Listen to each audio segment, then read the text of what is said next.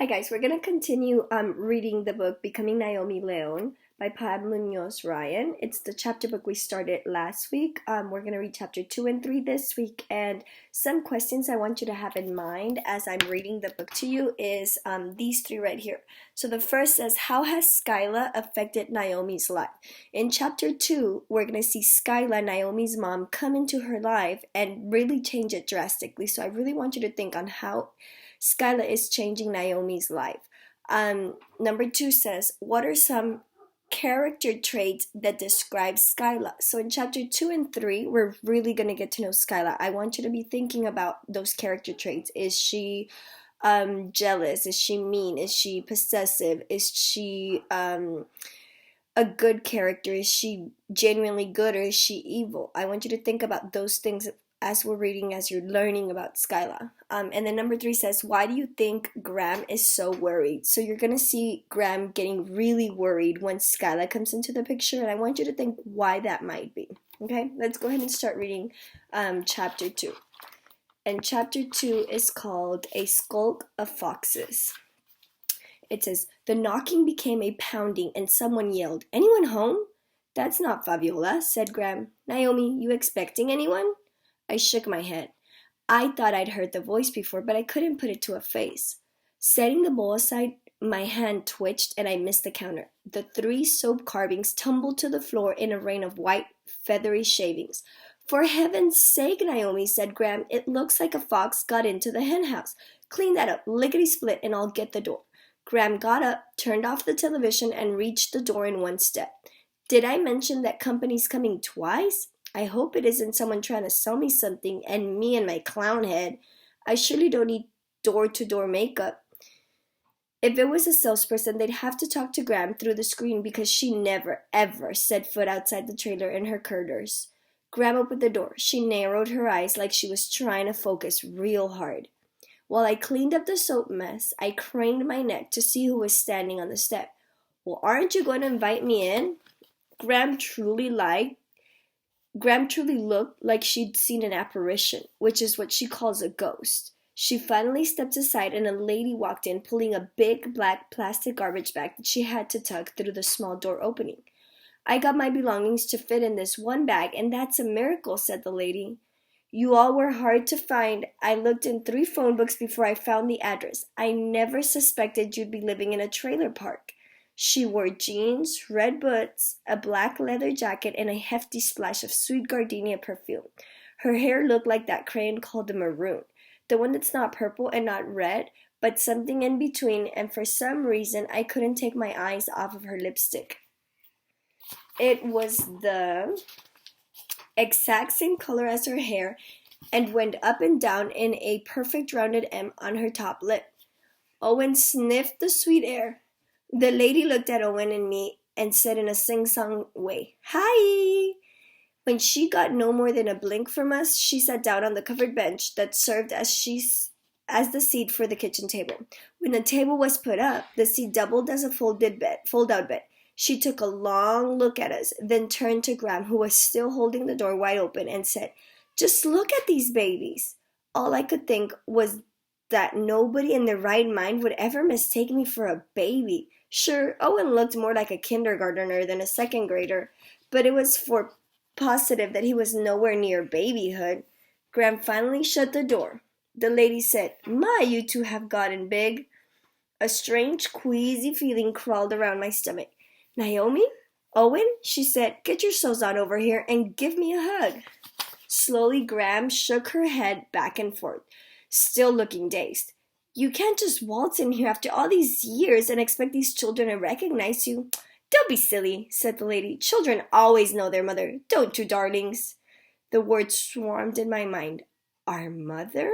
said Owen, his gravely voice cracking. My heart pounded so hard that I feared it would leap across the room, and my thoughts started jumping up and down on a trampoline and bouncing off the corners of my mind. Her face was round like Owen's, and her skin was so white it was almost pink like Owen's. I suppose that came from all the Oklahoma in her, but she didn't look anything like the pictures of the blonde teenager that Graham had shown us over the years. Still, her eyes and the smell of her perfume were strangely familiar. Graham said, "Naomi, Owen, go on in your room so I can talk to Terry Lynn. Oh, that's not my name anymore. I changed it to Skyla. Isn't it beautiful? Naomi and Owen, come on over here. I would like to hug my children. We looked at Graham and she nodded. Owen went first and reached out to hug Skyla, but before he could, she said, Oh, look, you have something stuck to your shirt. And she reached down and started to pull off the long piece of tape pressed across his chest.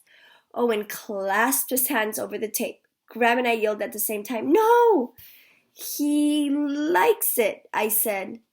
It's just a little comfort thing he does, said Graham. Some kids had blankets or stuffed animals they dragged around. Others got contentment from twirling their hair or sucking their thumbs. Owen had to have tape stuck to his shirt, the clear kind people used to wrap presents. For some reason, it brought him a peculiar satisfaction. Skyla pulled her hand back. He wears it on purpose?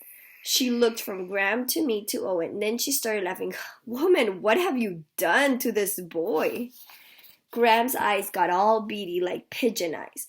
He's just fine. There's no harm done. Owen looked at Skyla as if she was a fairy princess, but still didn't take his hands off his tape. He gave her his biggest jack-o'-lantern smile. I swore his mouth was too big for his face, and said in a dreamy sort of way, It's all right. You didn't know. I walked over to Skyla and she put her hands on my shoulders, keeping me at arm's length. She did that sort of leaning in type of hug with a quick cheek-to-cheek touch. It was not the I haven't seen you in 7 years type of hug that I would have expected. Then she did the same to Owen. I put my arm around Mr. Starry Eyes and herded him to the bedroom.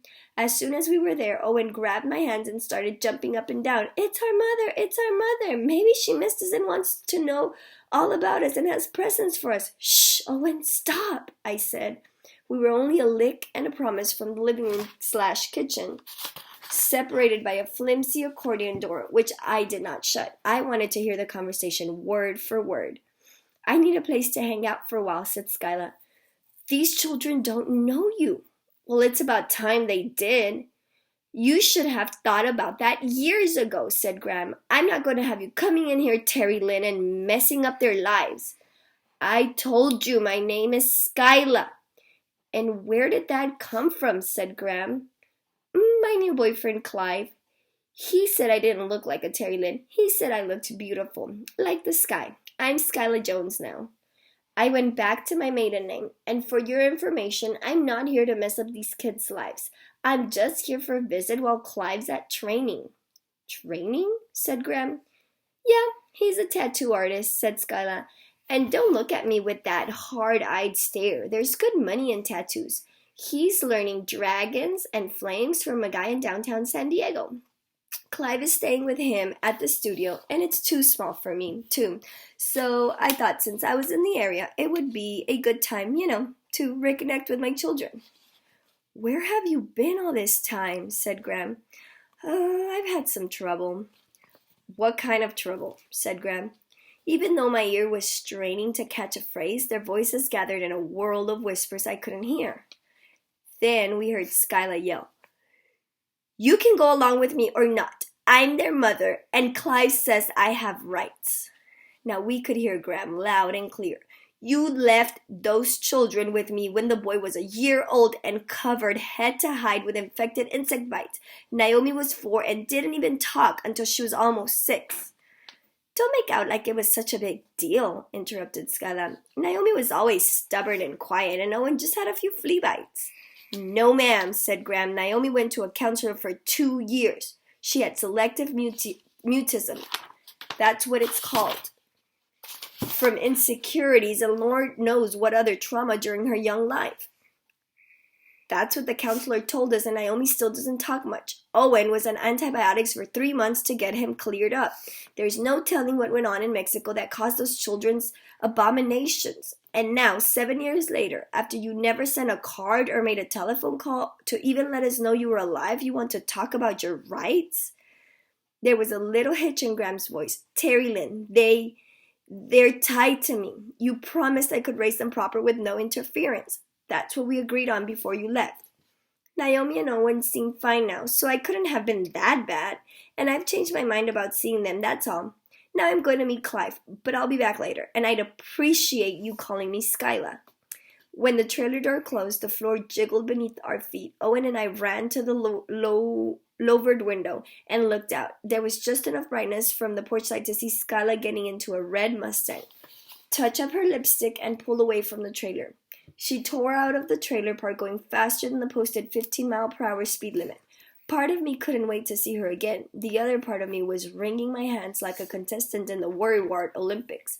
All of a sudden, I had a million questions. Why did she come back? How long was she going to stay?